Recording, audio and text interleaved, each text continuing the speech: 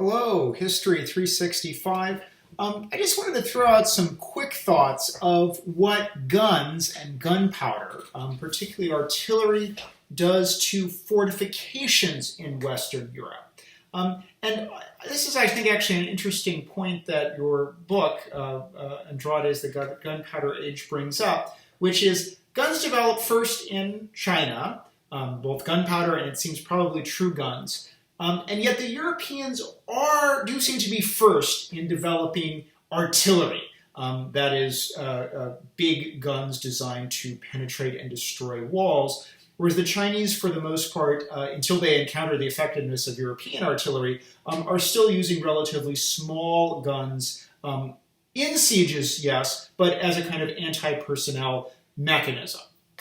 Now, Andrade points out, and I think this is likely correct, that one reason why Europeans develop artillery, push towards making the guns bigger, is they actually have walls in fortifications that are vulnerable to artillery. This is in contrast in China, where walls are largely these huge earthen embankments, which can basically absorb cannonball after cannonball if you bother to shoot cannonballs at them. In Europe, however, we have this tradition of medieval castle building that gets us sort of all of these delightful castles that you can maybe at some point go to a sunny beach and emulate. But these castles are largely built to try to keep out enemy personnel. So they are built out of stone. They have high curtain walls, and the goal of these high curtain walls is largely to repel invaders, say, eventually trying to scale them with ladders. Now, prior to the widespread use of gunpowder, it is true that you see the deployment of large catapults called trebuchets with the goal of trying to knock those curtain walls down.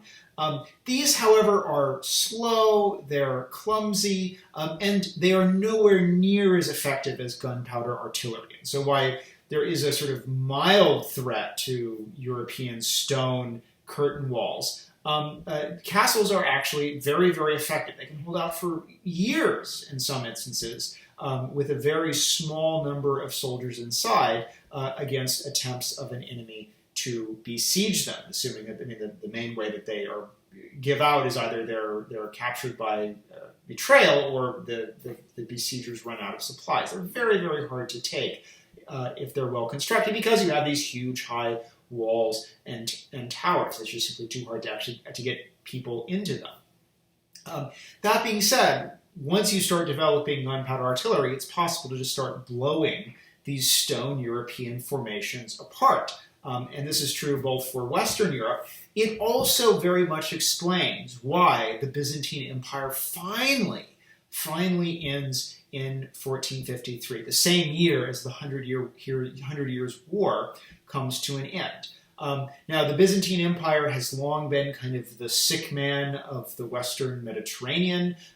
The city is for a while captured and occupied by the Franks after the Fourth Crusade, although the Byzantines had let the Franks come in. But one reason for Byzantine resilience, going all the way back actually to the Arab invasions, is Constantinople is this incredibly fortified city, and the fortifications of Constantinople only become more elaborate, which means no matter what setback the Byzantines suffer, they can always take refuge in their capital, and it's hard to strike a kind of knockout blow if you are an invader, whether it's the Arabs or the Northmen. The city is extraordinarily resilient precisely because of its elaborate fortifications. That ends with the Gunpowder Age. A new empire arises of Turks. These are the Ottoman Turks. And the Ottoman Turks are very much a gunpowder empire. They're spread in Anatolia and beyond into eventually Greece, all the way to Vienna even, is going to be enabled by the fact that they have the world's, probably for a while, most advanced gunpowder army. The best cannon, the best artillery, and also are ahead of the curve when it comes to small arms. and their advanced artillery allows them finally to blast through into Constantinople in 1453, including using some extraordinarily large gun. This is the Dardanelles gun, so large that it's probably impractical. But this is how the Ottomans are pushing the envelope in the middle of the 15th century. So we have these incredible stone and masonry walls, and they're useless against gunpowder. Or more accurately, those walls inspire, in some ways, the development, both by the Ottomans and also by Western Europeans, of larger, more powerful artillery pieces, precisely because if you can go big with a gun, you have a chance of actually busting through all of these walls that are across Europe, this tradition of stone walls. So now, that being said, people are going to stop building castles. Obviously, there are still castles, but now they're strictly used as kind of nice ceremonial centers or aristocratic chateaus. But once you have a lot of cannon, there's no way you're going to really be able to use a legacy castle effectively. And this leads to a shift in how fortifications look in Europe. First off, they go back to being heavily based around earthworks. They may still see stone walls, but those stone walls are no longer to keep cannonballs out. They're really actually stone retaining walls to hold up, to basically hold up huge mounds of earth, and that is because whereas the cannonball can go through a layer of stone, or can after destabilize layers of stone. Basically, when you have a big earthwork, the cannonballs just get absorbed by it. It's very, very hard to shoot through an earthen rampart if it's sufficiently thick and sufficiently well built. So we start basically seeing a return to fortifications that are basically earth. Although again, you see it, you go walk through these things today. They may still have stone facing, but remember that stone again, it's just to hold the earth in place. It's actually not to keep the bullets out. And of course, you can shoot cannonball at and degrade that stone, but it won't cause the ramparts to collapse. Those retaining walls are to prevent the long-term erosion of the fort. Also, you start losing, you start seeing forts that basically are kind of star-shaped.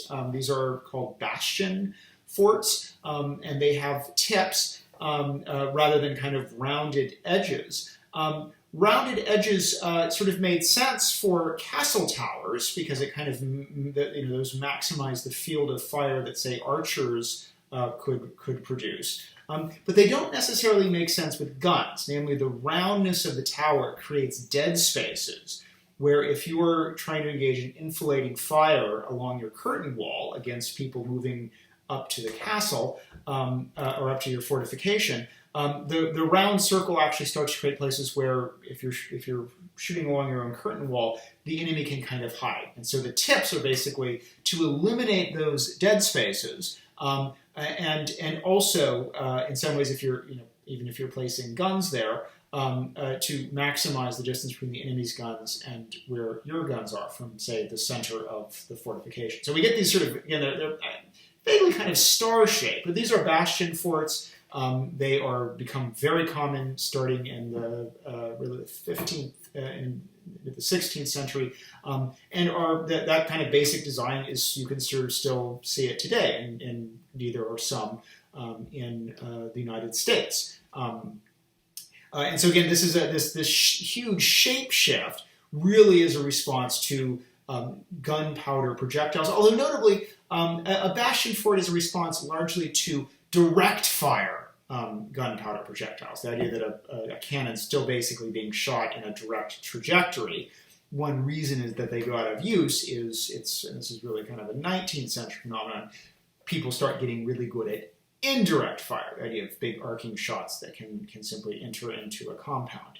But a bastion fort is quite effective against direct fire from cannon. So when we think about it, we haven't talked too much about castles. That's one downside of all the time we've lost due to the coronavirus. But this is a huge shift in what European fortifications look like, from being made predominantly out of stone, from being kind of monumental proclamations of power for both the aristocrats who run them, some can be royal fortifications.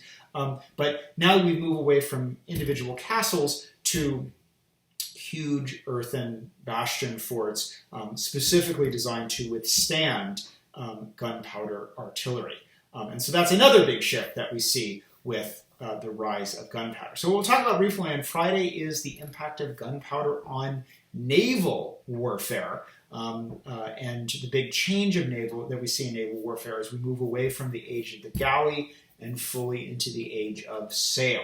So we'll talk more soon.